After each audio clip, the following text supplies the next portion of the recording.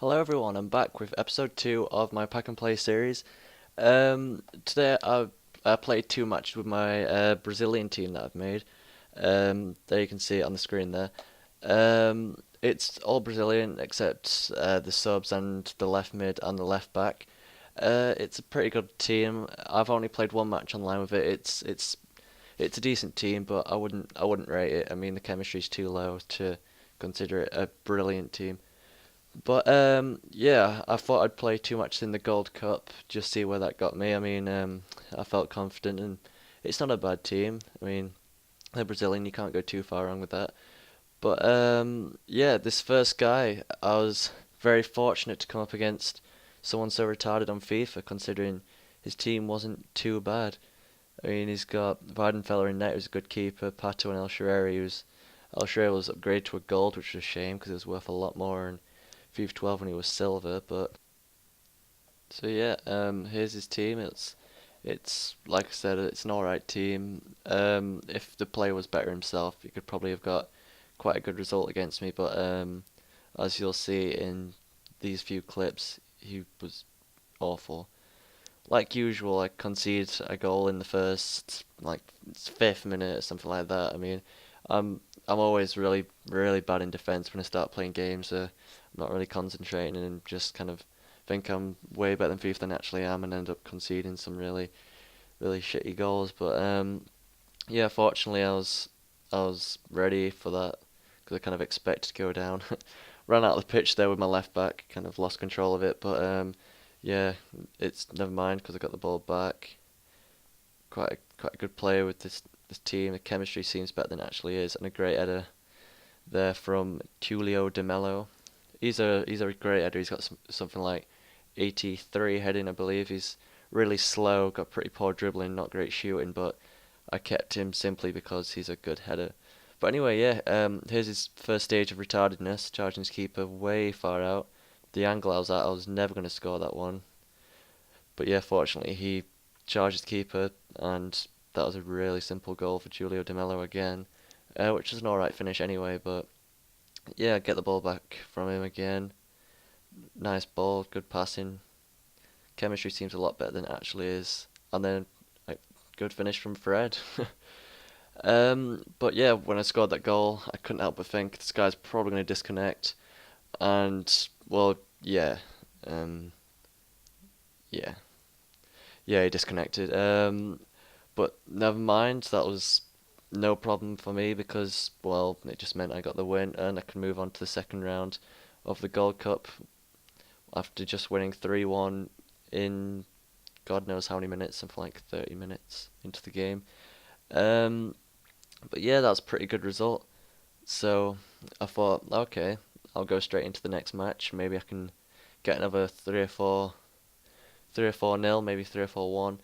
But yeah, due to a set of unfortunate events and the fact that this guy was an absolute colossal fucktard, I I ended up losing this pretty badly because yeah, this guy was a yeah.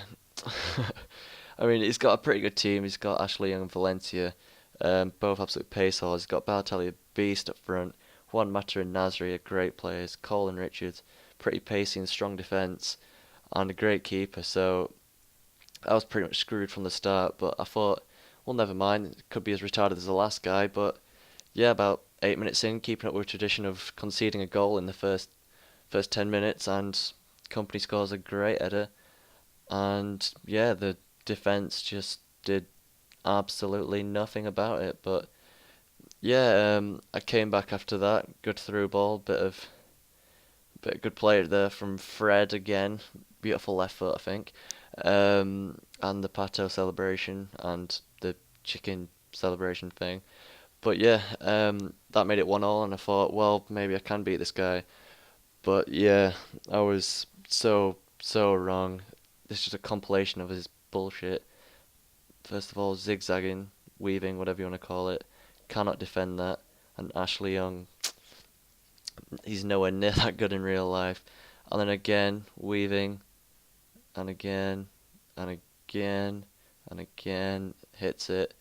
Pretty good goal, but still, I just can't defend weaving.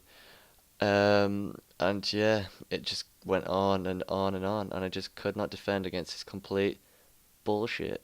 And here's his next goal, a nice sweaty goal. Fantastic finish. Could have scored that blindfold. Beautiful. So yeah, long story short, that game ended up 5-2. Not a great result, but nah.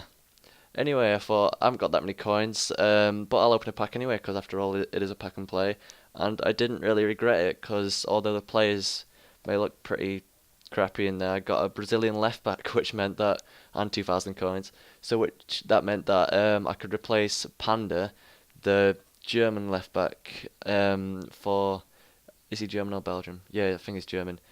I could replace him for Fabio or whatever he's called, the QPR left back, um, which is good because it increased the chemistry and whatever. So yeah, there we go. And I didn't know if this guy was worth much. So he might go for about 8 or 900 coins. I never know. But yeah, just thought I'd clarify this one because I was trading about 2 or 3 days ago.